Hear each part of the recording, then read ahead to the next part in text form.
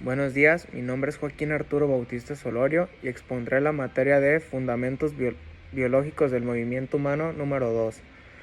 Estudio la licenciatura de Cultura Física y Deporte y enseguida les presentaré el primer tema.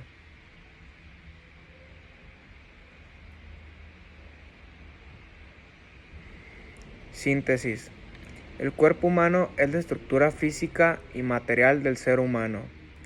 Es estudiado por diferentes ramas de las ciencias biológicas, dependiendo del nivel de organización de la materia que se analice. Para poder aprender más sobre esto, nuestro cuerpo, cómo se forma y de la manera que debemos cuidarlo. Es importante ver y aprender temas como fisiología del movimiento, aprender sobre los huesos, músculos, el sistema nervioso, que es un tema complejo pero muy importante para entender cómo funciona nuestro cuerpo.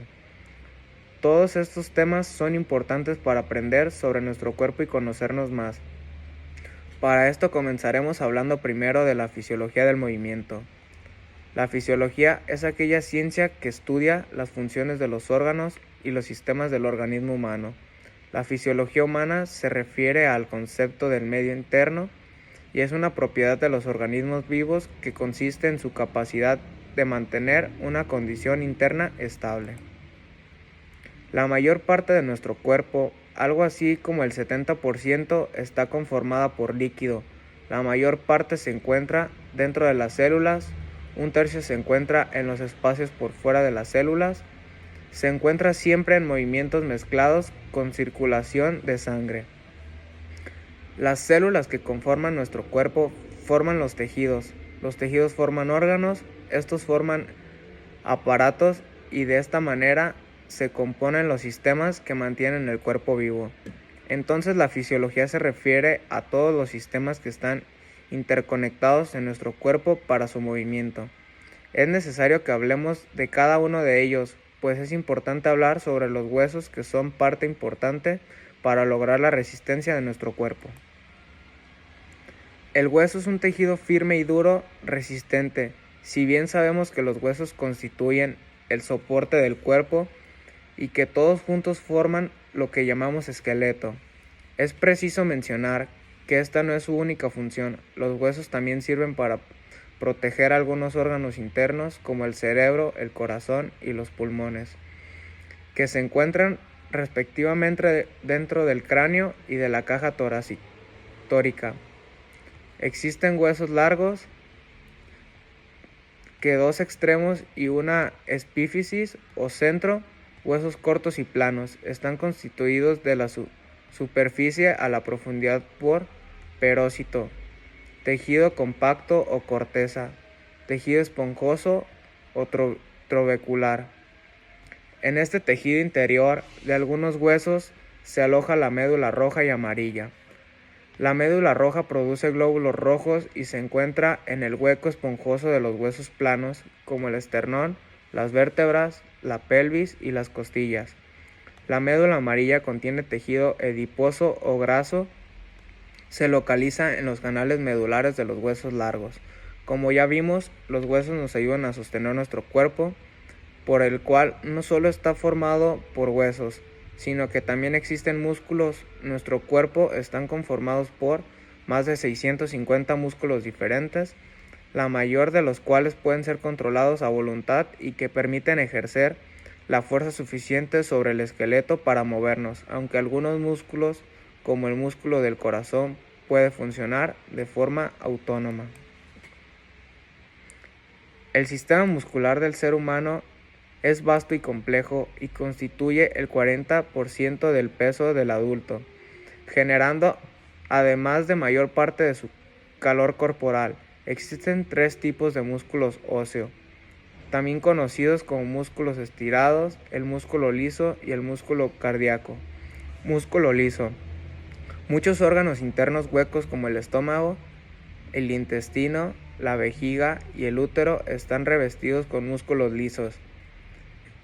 Él los conoce también como viscerales o involuntarios, ya que no están comprometidos con el movimiento voluntario del cuerpo, sino con sus funciones internas. Músculo cardíaco. músculo involuntario presente únicamente en el corazón. Son músculos estirados con características precisas, ya que requieren estar interconectadas para poder contraerse y expandirse de manera totalmente sincronizada. Esa estructura de fuerza al corazón, el músculo cardíaco está estirado. Músculo óseo. Son músculos voluntarios que son controlados concisamente para mover los huesos. Los tendones, que son bandas fuertes de tejidos conectivos, unen los músculos a los huesos y permiten el desplazamiento o el movimiento de las extremidades bajo el microscopio. Los músculos óseos aparecen estirados, pero nuestro cuerpo no funciona en el sistema nervioso, pues es uno de los sistemas más importantes y complejos del cuerpo humano. Tienen muchas funciones, entre ellas recibir y procesar toda la información que proviene tanto del interior del cuerpo como del entorno, con el fin de regular las funciones de los demás órganos y sistemas. El sistema nervioso permite la gestión, organización y funcionamiento del resto del sistema corporales.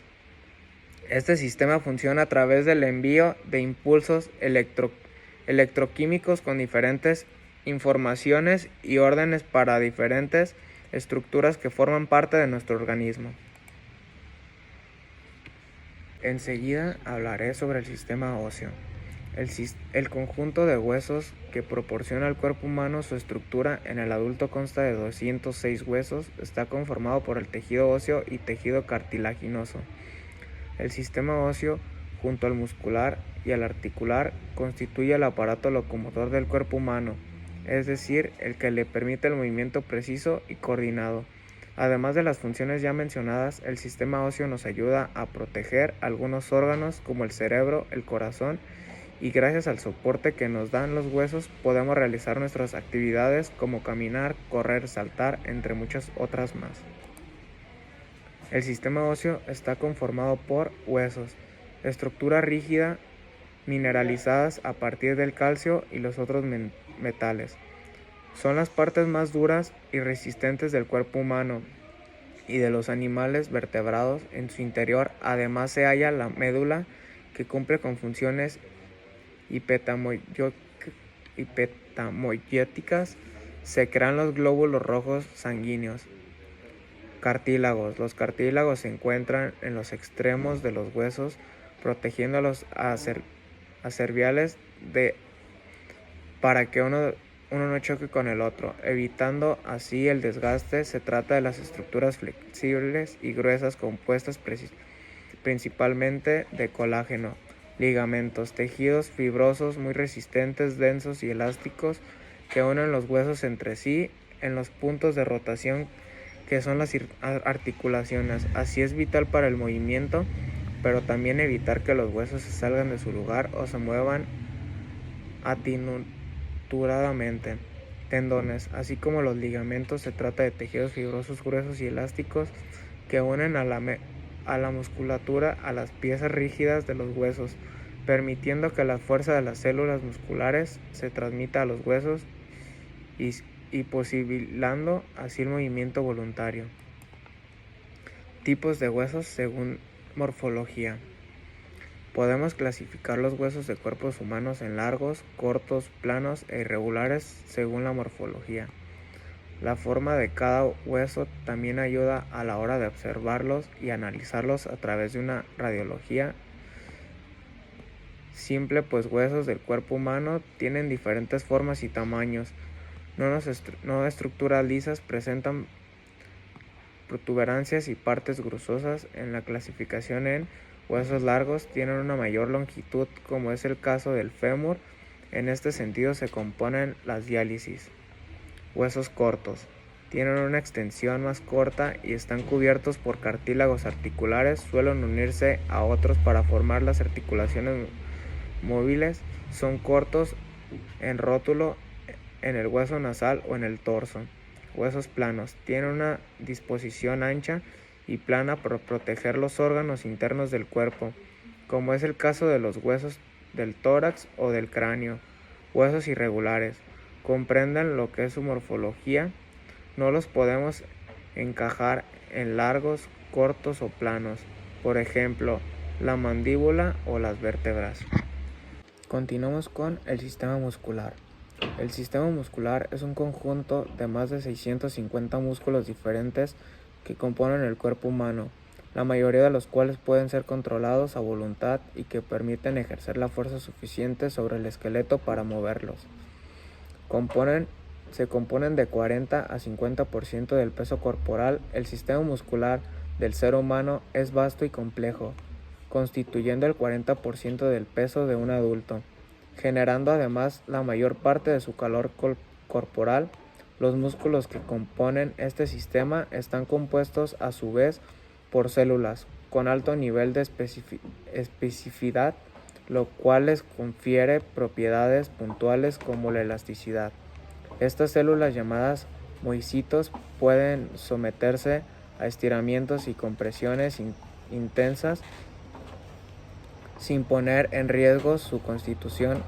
De ello deriva la resistencia y la elasticidad de los músculos. Músculos esqueléticos o estirados.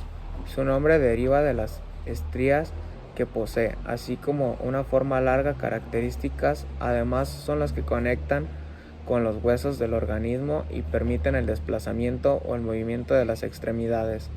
Este tipo de músculos consta de un gran número de fibras musculares pequeños. Hacen falta fibras, están envueltos por el perimisio y la totalidad del músculo, el epimisio. Características: es voluntario, es estirado, tienen más líneas oscuras, son órganos activos de la locomoción, están constituidos por las fibras musculares. Las células musculares son alargadas, multinuclear, tienen muchos orgánulos. Las mitocondrias es fundamental para que los músculos produzcan energía. Músculos cardíacos son los músculos de la pared del corazón, miocardio, y son músculos estirados con características precisas, ya que requieren estar interconectadas para poder contraerse y expandirse de manera totalmente sincronizada. Entre las capas de fibras musculares cardíacas, las células contráctiles del corazón se ubican de láminas de tejidos conectivos que contienen vasos sanguíneos, nerviosos y el sistema de conducción. Se contrae, es autotransmisible, se estimula a sí mismo, tiene la capacidad de conducir el impulso que él mismo genera.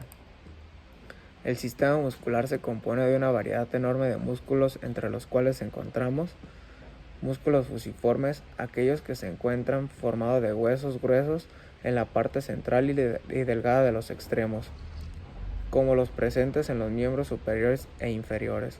Músculos planos y anchos, presentes sobre todo en la pared abdominal, movilizan y protegen a los órganos internos inferiores. Músculos abanicoides, como su nombre lo indica, tienen forma de abanico, y dos ejemplos importantes son los pectorales en el pecho y los temporales en la mandíbula. Músculos circulares, presentan forma de anillo, por lo que sirven para cerrar al contraerse o abrir al relajarse diversos conductos, como el orificio anal por el que defecamos. Músculos orbiculares, semejantes a los fusiformes, pero tienen un orificio en el centro, por lo que permiten abrir y cerrar otras estructuras. Un ejemplo es el músculo orbicular que hay en nuestros párpados. Funciones del sistema muscular. Incentiva el desplazamiento de la sangre por el medio de la circulación y el movimiento de las extremidades. Se encarga de que todos los órganos desempeñen sus funciones. Da información de estado físico del organismo mediante contracciones fuertes del músculo liso, generado un fuerte dolor. Mímica es el conjunto de las acciones faciales, también conocidas como gestos, que sirven para expresar lo que sentimos y percibimos. Ahora veremos el tema de la sinapsis. ¿Qué es la sinapsis? La sinapsis es la manera que se comunican y organizan las neuronas y las divisiones del sistema nervioso. La sinapsis ocurre en la corteza del cerebro, donde se encuentran las células nerviosas, o también llamadas neuronas. La conexión funcional entre una neurona y una segunda célula se llama sinapsis. Es decir, la existencia de la sinapsis nos muestra que las neuronas no forman un tejido celular compacto, sino que se interconectan entre sí de manera compleja y manteniendo una cierta independencia las unas de las otras. La función principal de esta conexión es permitir que la transmisión de la información entre las diferentes neuronas. Se trata pues de un elemento fundamental en el funcionamiento del organismo, posibilitando la realización y la coordinación de todos los procesos que permiten realizar las diferentes funciones vitales, así como las capacidades físicas y mentales tanto básicas como superiores.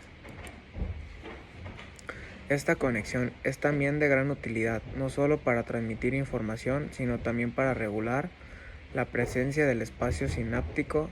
Hace que las neuronas puedan recaptar las neurotransmisores si se han liberado una cantidad excesiva. Asimismo, es de gran utilidad el sentido que permite que los residuos generales por el funcionamiento neuronal sean eliminados por cada célula, impidiendo su desgaste por la concentración de dichos residuos. La sinapsis es el sistema nervioso central, es la comunicación entre una neurona y otra. En cambio, en el sistema nervioso periférico, la transmisión de información sucede entre una neurona y una célula efectora en un músculo o en una glándula. Existen 3 tipos de sinapsis según el punto de conexión de las neuronas. Sinapsis eléctrica. Por ser un conjunto de comunicación directa, rápida y casi inmediata, y posee sincronización, o sea, se proponga información por interconexión controlada de grupos neuronales o fibras celulares.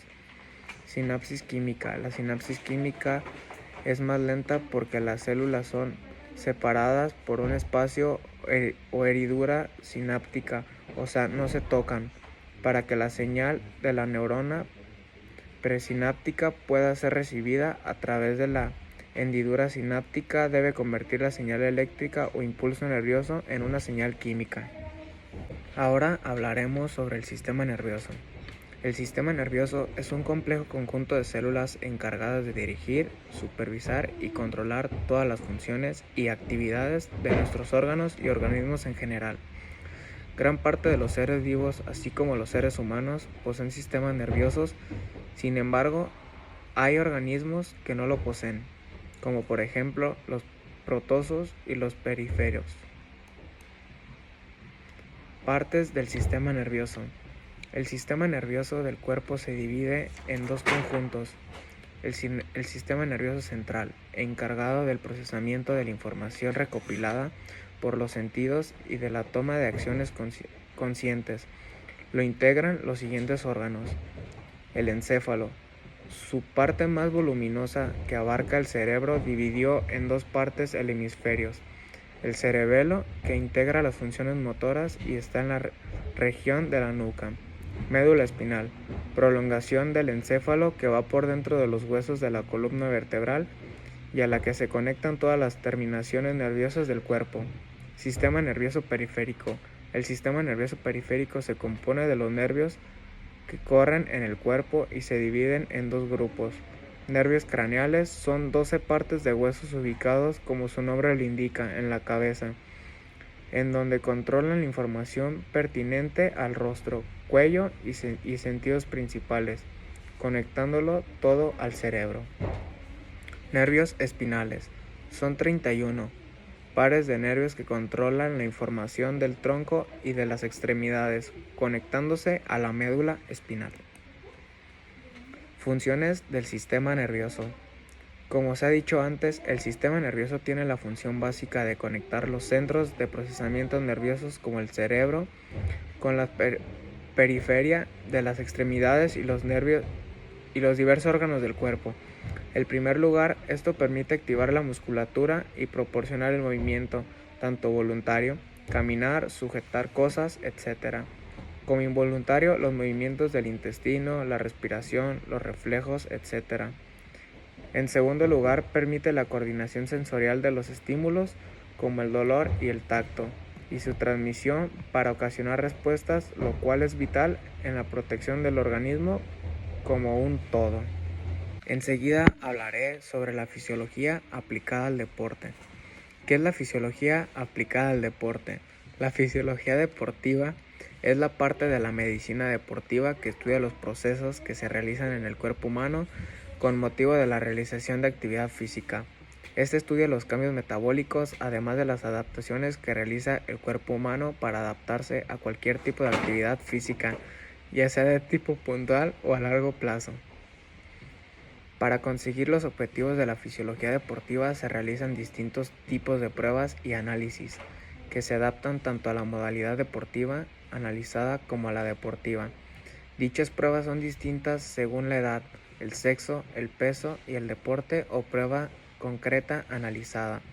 Algunos ejemplos de estas son las pruebas de esfuerzo, los análisis sanguíneos y orina, la dieta, la sintropometría, etc. La fisiología del ejercicio a través de las pruebas específicas realizadas en el campo del deporte o en el laboratorio permiten medir las prestaciones en cada uno de estos sistemas y también en las cualidades físicas, la velocidad, agilidad, fuerza, flexibilidad, capacidad coordinativa, etc. Estas mediciones fisiológicas realizadas e interpretadas por personas idóneas especializado en la fisiología del esfuerzo, permiten detectar y corregir la déficit individual y colectivo del plantel en estos aspectos para facilitar que afloren los otros aspectos en los deportes. Objetivo de la fisiología. Por medio del conocimiento de la respuesta fisiológica del cuerpo a la actividad física deportiva, su objetivo principal es aconsejar al deportista a dos niveles para prevenir alteraciones físicas o metabólicas por abuso o por sobreentrenamiento y para conseguir mejores sus capacidades deportivas en función de los resultados, los diferentes test y análisis realizados. Todo ello con la idea de mejorar sus resultados deportivos, optimizando su entrenamiento, su dieta, su suplementación, su capacidad de adaptación a las condiciones ambientales, etc., mediante el análisis de su metabolismo, capacidad corpulamental, bioquímica, biomecánica, etc. Y finalizando el proceso con los consejos y orientaciones pertinentes, además se consigue así prevenir la aparición de múltiples alteraciones físicas y metabólicas detectables con antelación con el seguimiento adecuado. Importancia de la fisiología en el deporte. Los conocimientos sobre la bioquímica y la fisiología del ejercicio son esenciales para interpretar las complejas reacciones que se desencadenan durante el esfuerzo físico. Estos conocimientos pueden aplicarse no solo para mejorar el rendimiento de los deportistas, sino también para supervisar la salud de quienes hacen deporte y mitigar algunas enfermedades. El ejercicio tiene efectos metabólicos beneficiosos y relevantes en muchas áreas de la medicina, como en la diabetes, la prevención de esteroideosis y la obsesión, y para tratamiento del estrés. Enseguida abordaremos el tema actividad física y el corazón. ¿Qué efectos tiene la actividad física sobre el corazón? Cuando se realiza con regularidad, la actividad física moderada e intensa fortalece el músculo cardíaco o músculo del corazón. Al hacerlo, mejora la capacidad del corazón para bombear sangre a los pulmones y al resto del cuerpo. Entonces circula más sangre hacia los músculos y las concentraciones del oxígeno en la sangre aumentan. Los capilares, que son los vasos sanguíneos diminutos del cuerpo, también se ensanchan. Esto les permite llevar más oxígeno a todas partes del organismo y transportar fuera de ellas los productos de desecho. El deporte que es bueno para el corazón es el deporte moderado. El estímulo de la actividad física sobre el corazón ayudará a que se forme un corazón de atleta, es decir, un corazón más grande, con mayor volumen, un corazón que late menos y que las arterias no se los nutren, tienen un mayor calibre, disminuye la frecuencia cardíaca. Entonces, cuando hacemos ejercicio físico constante, lo que estamos haciendo es tener un corazón que late menos en reposo y late menos que un corazón no entrenado en el ejercicio. Por ejemplo, cuando se realizan actividades tales como correr, montar en bici o nadar, aumenta la demanda de energía por parte de los músculos activos y como respuesta a este aumento de la demanda energética, aumenta el gasto cardíaco y la tensión arterial. Cuando este tipo de ejercicio se practica regularmente, el corazón mejora su capacidad de recuperación en las situaciones de estrés. Paralelamente también aumenta la ventilación y frecuencias respiratorias, así como un incremento de la secreción de sudor. Ahora hablaré acerca de la energía inmediata y energía a largo plazo. Nuestros organismos necesitan obtener energía diariamente para satisfacer tres necesidades fundamentales: gastos metabólicos basal, cantidad de energía mínima necesaria para el mantenimiento de las funciones vitales del organismo en completo reposo, acción termogénica de los alimentos, gasto de energía debido a los procesos de digestión, absorción y metabolismo tras el consumo de alimentos, actividad física, movimientos corporales producidos por la contracción de los músculos, es decir, los movimientos realizados como parte de la vida cotidiana y que comportan un gasto de energía.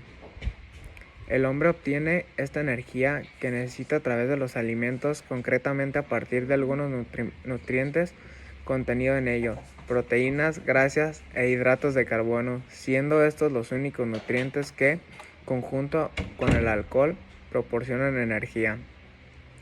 ¿Qué se entiende por energía inmediata?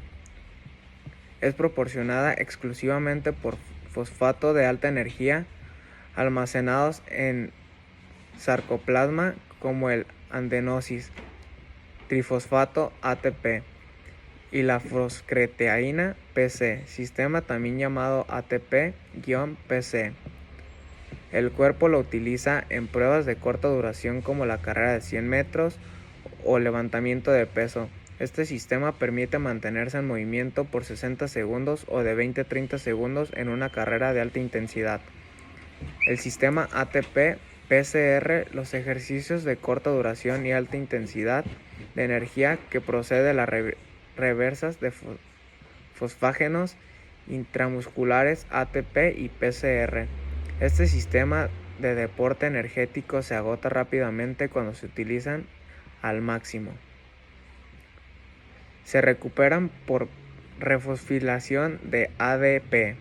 Los hidratos de carbono también se conocen como carbohidratos, azúcares o almidones. Producen energía inmediata para el cuerpo y obtienen a través de los alimentos como los elaborados con harina de trigo, las legumbres, el pan, las patatas y la fruta. Si no los consumen, están privando a su cuerpo de principales combustibles. Los carbohidratos pertenecen al grupo de alimentos que proporcionan energía, entre ellos las frutas, vegetales, legumbres, cereales, granos y sus derivados como el pan, la pasta y las harinas.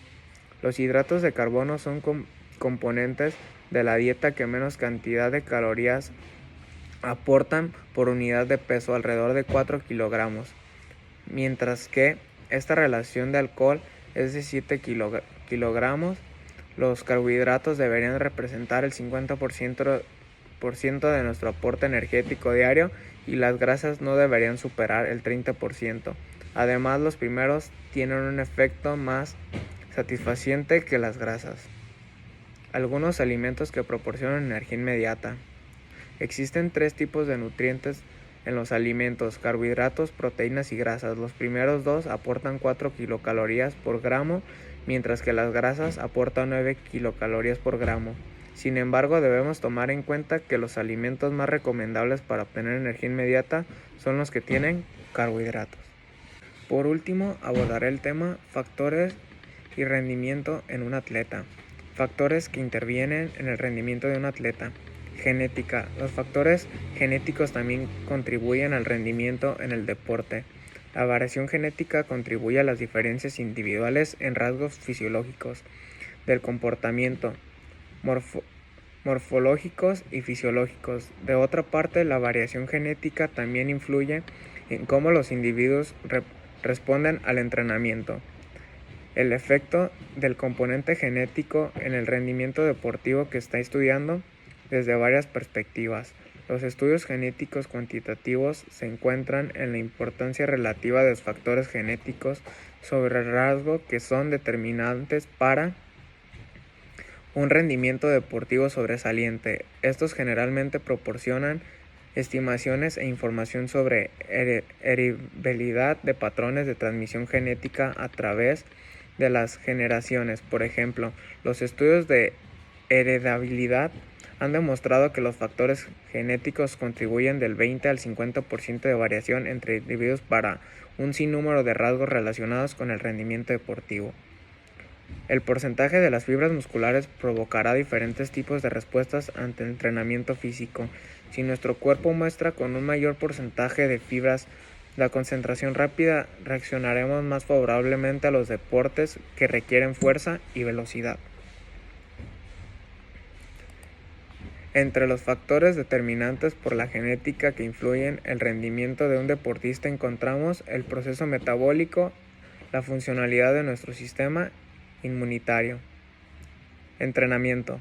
El entrenamiento deportivo es un proceso planificado y complejo de organización de cargas de trabajo caracterizadas por ser progresivamente crecientes, destinadas a estimular los procesos fisiológicos de supercompensación del organismo, favoreciendo el desarrollo de las diferentes capacidades y cualidades físicas con el objetivo de promover y consolidar el rendimiento deportivo. Condiciones físicas en el entrenamiento. Las condiciones físicas del entrenamiento indican a la práctica y de los medios para lograr el óptimo rendimiento. Con disciplina se puede ir mejorando las habilidades deportivas y desarrollar el potencial. Es necesario un espacio físico accesible y en buenas condiciones para entrenar, así como materiales adecuados, vestuarios y otros implementos. El personal de apoyo, que incluye entrenadores, médico, fisioterapeuta y fisiólogos, formarán parte de un equipo para mejorar el rendimiento de un deportista. Nutrición. La alimentación es nuestro motor para la excelencia y uno de los factores que condicionan indiscutiblemente nuestro desarrollo físico, rendimiento y productividad. Una persona mal alimentada verá reducida la capacidad de su trabajo, así como una capacidad física que puede mermarse hasta un 30%. No seguir una dieta equilibrada, variada, puede dar lugar a aparición de síntomas tanto físicos, como cansancio, falta de reflejos o irritabilidad.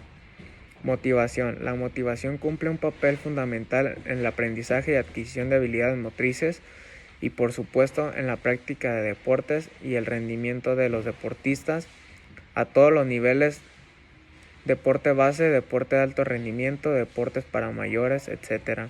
Igualmente tiene ese papel básico desde todos los puntos de vista de la práctica deportiva, desde el deporte de competición hasta el deporte de salud.